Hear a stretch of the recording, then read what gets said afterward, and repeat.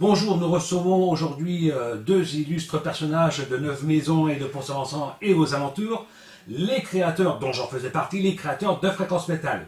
Nous avons Bernard Collin. Bernard Collin, est-ce que tu peux te présenter en quelques mots très rapidement? Alors très rapidement, donc moi je suis commercial depuis toujours, donc maintenant je suis en retraite évidemment, mais si tu veux, quand j'étais approché pour créer Fréquence Métal, j'ai tout de suite dans mon idée pensé à en faire quelque chose de commercial pour la faire vivre. Donc voilà. Donc, tu t'occupais des médias. Je m'occupais des médias.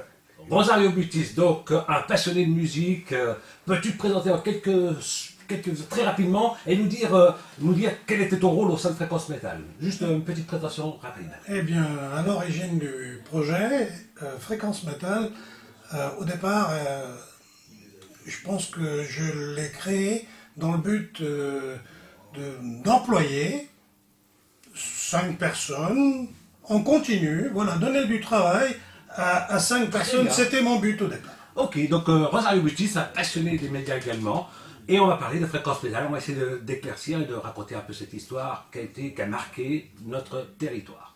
Alors Fréquence Métal, pour la petite histoire, ça t'est venu parce que c'est toi Rosario qui a eu cette idée merveilleuse de créer Fréquence Métal, la radio locale. Alors ça s'est passé comment? Comment que ça se fait que tu as eu l'idée comme ça, pourquoi pas une radio locale ici dans le coin?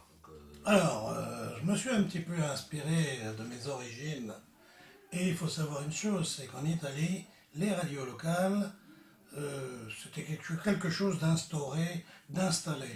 Bon, à l'époque, c'était François Mitterrand qui a libéré donc, voilà, c'est ce que les ondes, et quand je dis les ondes locales en particulier. Mais il ne faut pas oublier non plus que nous avons commencé en totale illégalité, puisque nous avons commencé avant que ces ondes soient effectivement libérées. Moi j'ai amené 2 articles là, donc c'est un article sur Neuve Maisons. Donc article 9 Maisons, l'éventuelle création d'une station de radio locale évoquée au conseil municipal. Parce que là je vois j'ai un article maintenant, c'est à Pont-Saint-Vincent, Radio Fréquence Métal, un long chemin encore à parcourir. Tu as rencontré les élus de Neuve Maisons, tu as rencontré les élus de Pont-Saint-Vincent.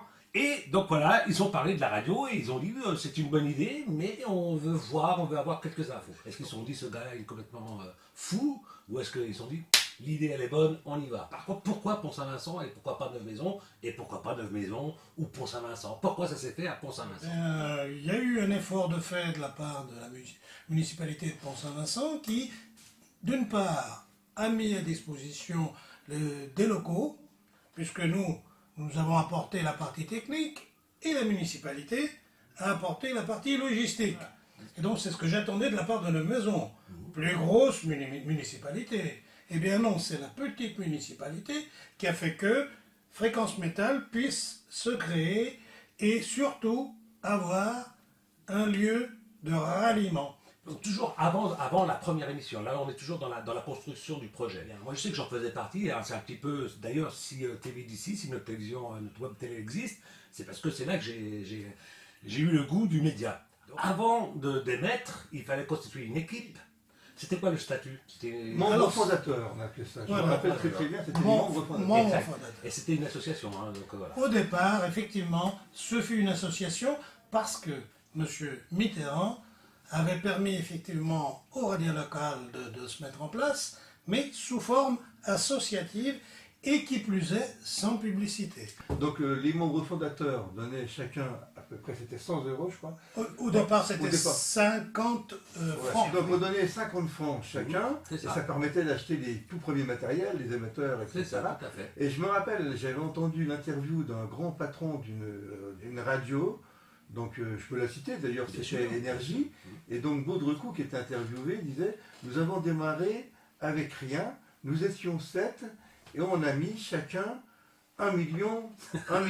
Alors l'animateur lui dit « Vous avez mis chacun 1 million, 1 million ancien ?» Et dit « Non, quand même pas, on a mis chacun 1 million de francs donc à l'époque, et nous avons créé Énergie. » Et donc j'ai pensé aussitôt à Fréquence Métal, nous, on était à peu près 7, on avait mis 50 francs, et on avait réussi quand même à faire une radio. Alors justement, donc, on reçoit l'émetteur, il a été installé où?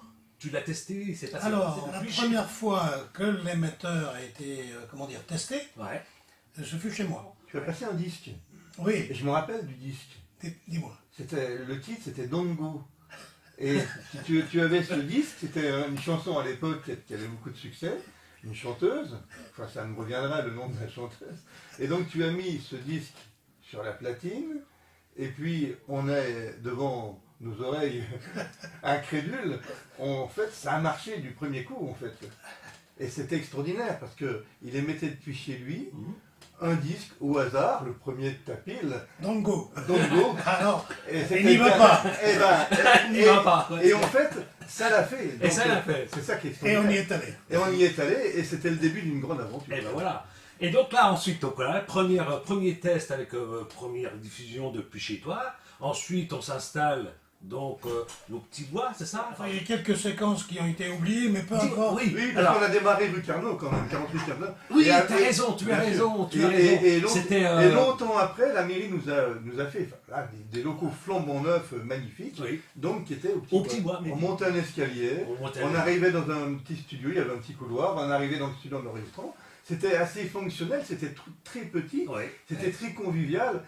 Et là, on a créé ce qu'on appelle une solidarité, une fraternité, une équipe de dirigeants, les membres fondateurs, Oui. mais également les animateurs qui étaient tous des bénévoles, passionnés, Oui. et qui au début venaient avec leur pile de disques, parce que la radio n'avait pas le moyen d'acheter des disques. Et petit à petit, la radio s'est développée, a acheté ses disques, et puis un jour, on a décidé de franchir le pas ça on en reparlera, On en mais parlera. de faire de la publicité pour avoir un financement Un petit peu de stable. financement. Donc là, je disais, oui, j'ai un petit article sur La Fouine. Donc, alors, La Fouine, c'est un petit journal de l'époque qui a On s'en rappelle existé. bien, ouais.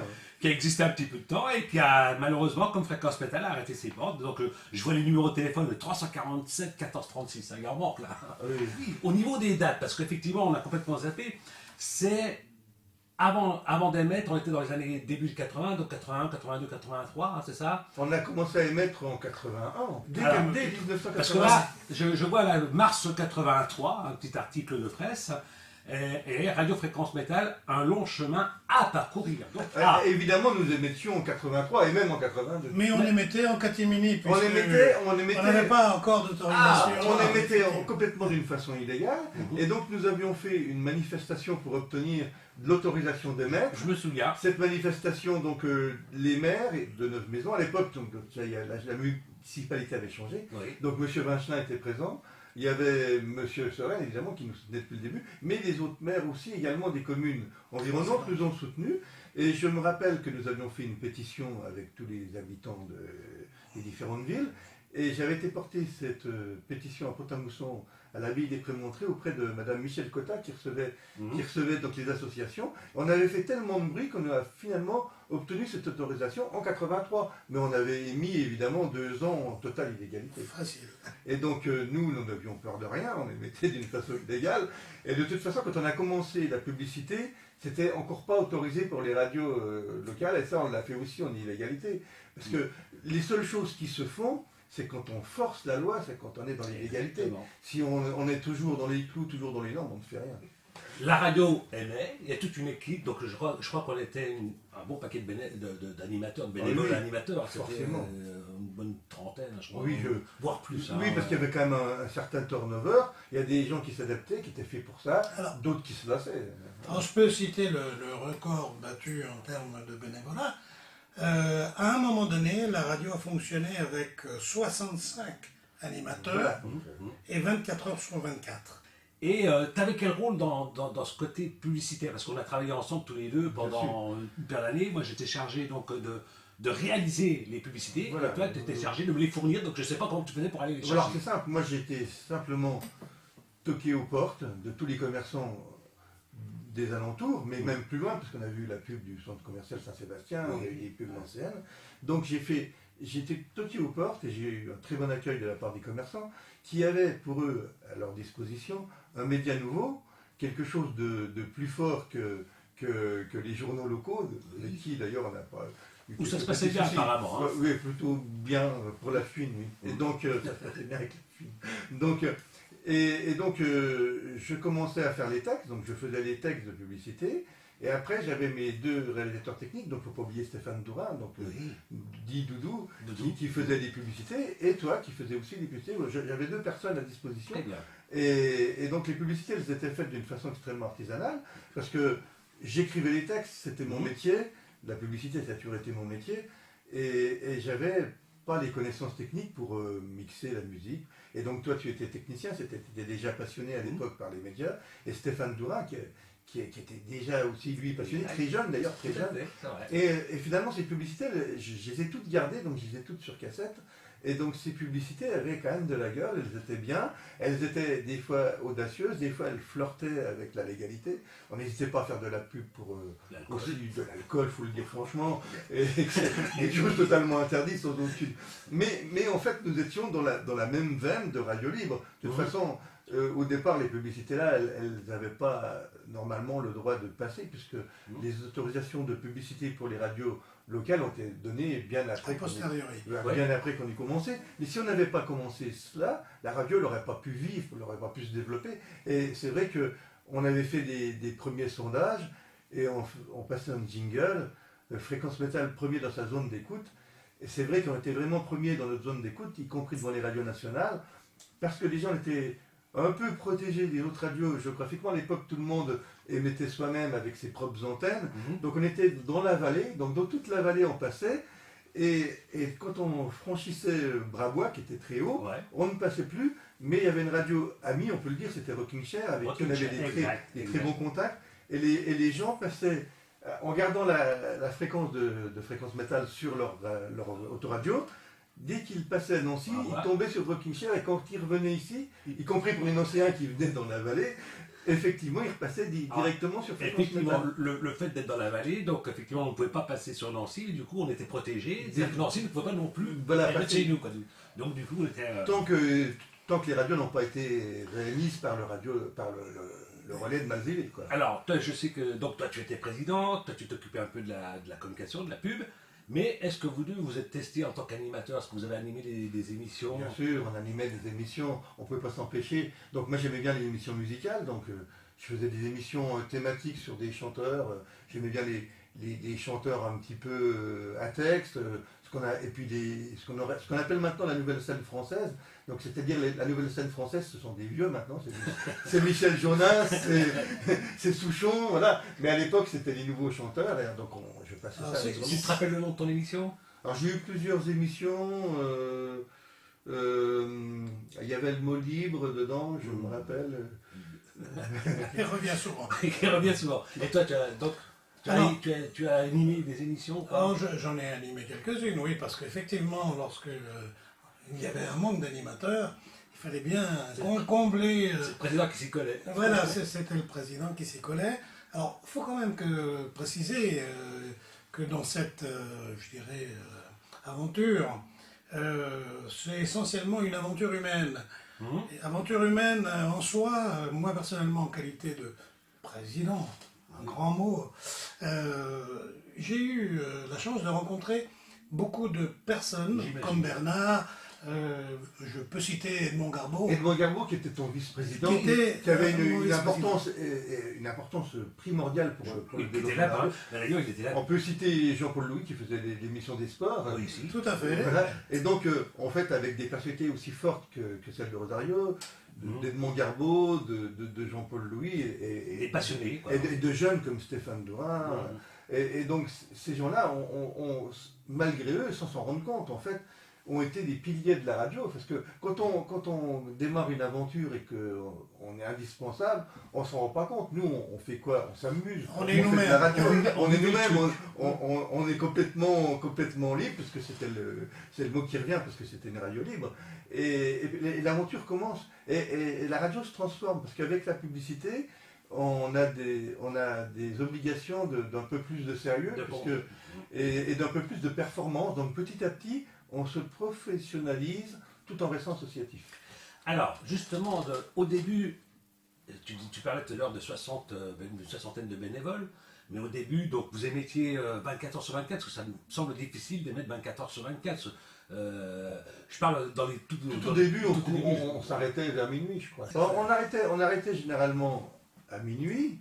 Et donc je vais raconter une anecdote, parce qu'on avait mis des règles très dures, et on avait dit il faut s'arrêter à minuit, c'est hors de question de continuer après, parce qu'après voilà, il faut que les auditeurs soient habitués à une certaine fréquence. Et donc, la veille d'un 1er avril, donc quand on n'y pense pas, donc la veille d'un 1er avril, le soir, l'animateur donc c'était José Oliveira, disait qu'à l'époque, qui faisait l'émission, donc je lui téléphone en tant que donc vice-président à l'époque, non, de responsable de la communication, peu importe, et je lui téléphone et je lui dis, écoute, voir, là, j'ai des commerçants qui veulent, je suis en pourparlers pour faire de la publicité, ils veulent une radio sérieuse, et là, si on s'arrête à minuit, là, franchement, là, ça va pas le faire, et donc, est-ce que tu pourrais prolonger d'une demi-heure? Parce que justement, je suis avec des commerçants, ils écoutent, donc si ça coupe net, ils vont dire c'est quoi cette radio? Alors évidemment, José est très sympa, il me dit bah oui Bernard, il n'y a pas de problème, je continue, donc je le laisse continuer. Moi j'étais à côté, j'étais dans la rue d'ailleurs, je l'écoutais, et à minuit un quart, 0h15, je rentre dans le studio furieux, en lui disant mais c'est pas normal, qu'est-ce que tu fais José? On avait dit qu'on arrêtait à minuit, là, il est minuit 15, tu continues, tu respectes pas les règles, c'est quand même pas normal. Alors qu'il ne comprenait plus rien, mais il dit, c'est toi qui m'as dit. Puis en plus, tu essayes de me faire croire que c'est moi qui t'ai dit ça. Alors il s'est complètement décontenancé, puis je lui dis, au fait, quelle date on est? Ben, il me dit, on est, puis il regarde sa montre. Je me dis, ah la vache, on est le 1er avril.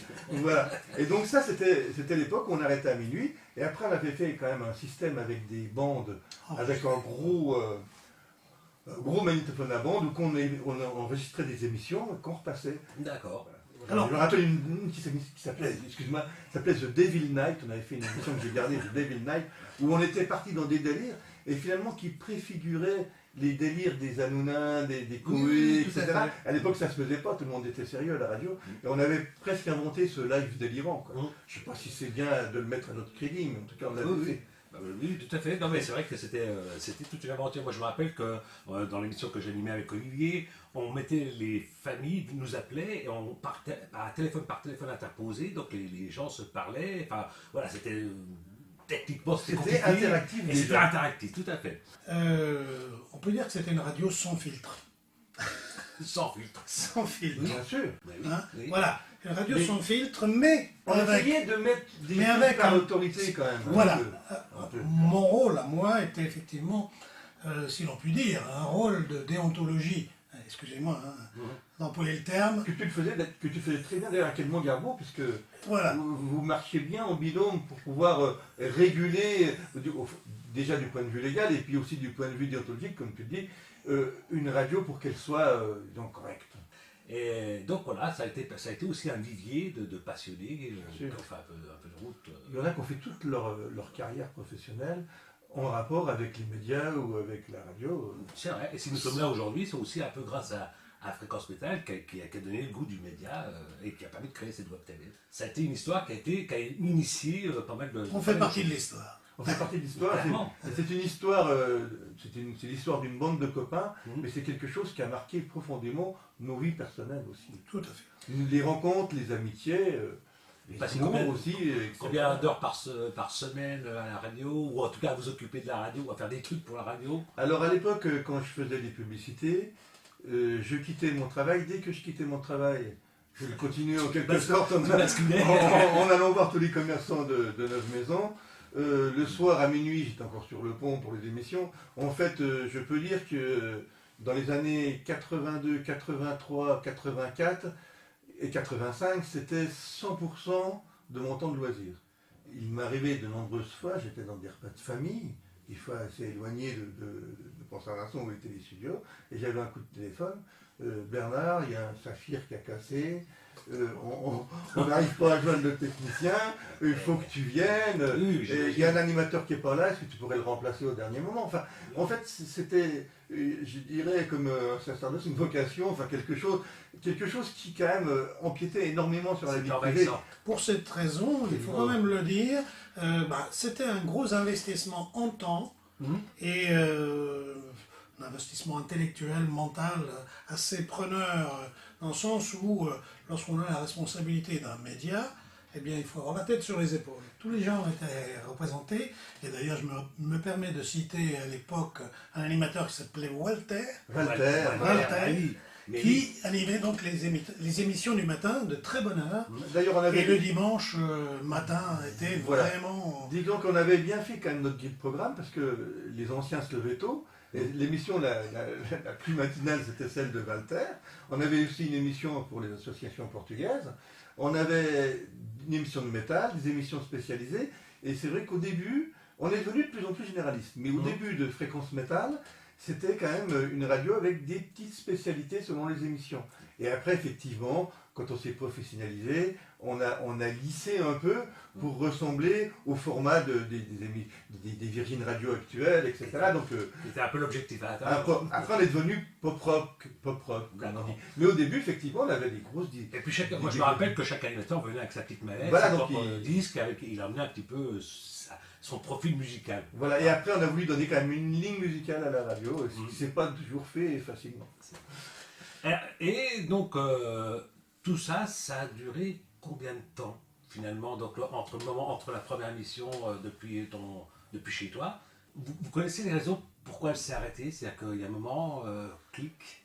Bon, pour mon cas personnel, donc moi je suis rentré au début avec Rosario et avec Edmond. Donc j'ai démarré fin 81. La radio n'a jamais cessé de se développer et j'ai quitté la radio en fin 1988 parce que j'avais ma vie, j'avais des choses à faire. Donc j'ai consacré 7 ans intensifs à la radio. Après il y a eu des repreneurs qui lui ont donné une voix différente, ils ont voulu grandir trop vite et donc la radio n'a pas pu perdurer. Et cette fréquence, comme les fréquences ne sont jamais perdues, cette fréquence a été utilisée par des entreprises commerciales. Par des entreprises commerciales. Voilà. Mais disons que notre aventure à nous, on peut la situer entre 81 et 89. Quoi. Mais après, effectivement, quand la somme des responsabilités dépasse la somme du plaisir, il y a un moment donné, il faut choisir. Surtout, c'est normal de passer le flambeau à des plus jeunes pour qu'ils continuent. Quoi. Et puis aussi, on peut pas accabler ceux qui sont venus derrière nous, parce que en fait, c'est toute la structure médias en France qui a changé. Toutes les radios sont devenues des radios commerciales. Europe Niger est devenu Europe 2 est devenu Virgin. Les pionniers ont tous disparu et sont tous devenus des gros médias. C'était la suite logique.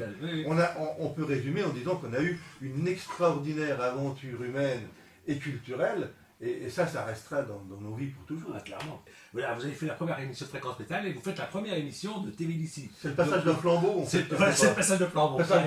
Voilà. On fait un média qui donne naissance presque à un autre, en tout cas du point de vue symbolique. Exactement. Ça s'est arrêté pratiquement dans une indifférence pratiquement... Parce que les temps avaient changé. Les habitudes d'écoute, déjà les gens ici pouvaient écouter toutes sortes de radios FM différentes de celles de Fréquence Métal. Les animateurs historiques étaient tous partis. Forcément, il y a un moment donné, il y a une lassitude qui se fait. Et ça vient à la fois de la façon dont une radio est dirigée, et puis ça vient aussi du temps qui a changé. Le temps des radios libres était terminé. Il était terminé dans toute la France. Il n'était pas terminé qu'ici, à Neuve-Maison et pour Saint-Vincent. Donc c'est normal il fallait que cette radio elle meure, quoi. Oui, c'était. Et voilà. Et finalement, je pense que maintenant la nouvelle aventure, ça va être les nouveaux médias comme celui-ci. Maintenant, maintenant, c'est plus l'heure des radios libres. Les radios commerciales sont bien installées. C'est l'heure des télés libres. Tu vois peut-être, toi, Dino, être au départ d'une nouvelle aventure avec une télévision libre. Il faut surtout pas oublier d'où on est parti. C'est extrêmement important. C'est bien que tu le rappelles parce que c'est extrêmement important. Parce qu'il y a un moment, j'ai été encore parler avec des radios nationales pour louer la fréquence et garder une partie d'émissions locales et une partie d'émissions nationales. Et puis on a vite compris qu'en fait, en faisant ça, on allait simplement vendre la fréquence à une radio nationale. Donc on ne l'a pas fait. On a continué indépendant pendant longtemps parce que, comme le dit très bien Rosario, on se rappelait d'où on venait et à quoi ça servait de servir de fréquence à une radio nationale qui finalement n'avait pas besoin de nous. Et donc c'était quand même pervertir l'esprit de départ. Donc il ne faut pas oublier l'esprit de départ de quelque chose. Et voilà, ce qu'il faut retenir, c'est que c'était une aventure dans un temps donné et qu'elle a été merveilleuse, on peut le dire. Et ben en tout cas, là, on en sait déjà beaucoup plus sur Fréquence Métal. C'est l'heure parce que de nous, l'émission est terminée, c'est l'heure de nous quitter, mais Voilà. on se voit juste après, on va fêter un petit peu cette première émission. Et en tout cas, Bernard Collin, donc, qui a fait partie des créateurs, était là parmi nous sur TVDC. Rosario Butis, qui a été à l'initiative du projet, qui a eu cette petite étincelle, cette petite idée, qui a été, et ensuite, cette grande aventure de Fréquence Métal. En tout cas, merci d'être venu. Je vais demander au technicien d'envoyer notre jingle. Et puis, en tout cas, Bernard, j'espère que tu vas revenir avec nous pour parler un petit peu de ta passion qui est de l'écriture. Voilà, l'écriture et l'édition, puisque maintenant, Voilà. voilà, je reste toujours dans le domaine de la culturelle, donc maintenant je suis écrivain. Donc, tu reviens nous voir. Voilà, et j'édite aussi d'autres personnes, donc ce sera l'occasion de D'en parler. Exactement. Et Rosario, je pense qu'on aura l'occasion de se voir aussi concernant la musique.